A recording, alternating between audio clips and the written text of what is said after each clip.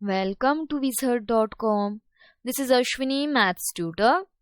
Our question is, find the next term of the given sequence.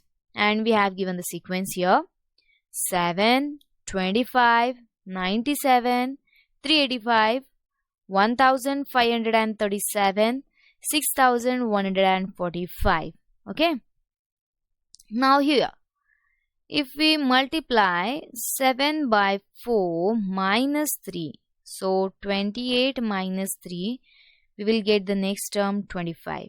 Okay. Then, if we multiply 25 by 4 minus 3, that is 100 minus 3 will be 97. Like that, 97 by 4 minus 3. So 388 minus 3 means 385. 385 into 4 minus 3, 1540 minus 3.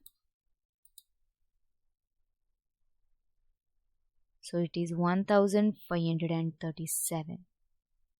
1537 into 4 minus 3, it is 6148 minus 3, 6145.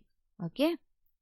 So 6145 into 4 minus 3, we will get 24,580 minus 3.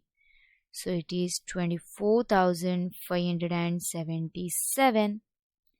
Hence the sequence be like 7, 25, 97, 385, 1537, 6145, and the next term be 24,577.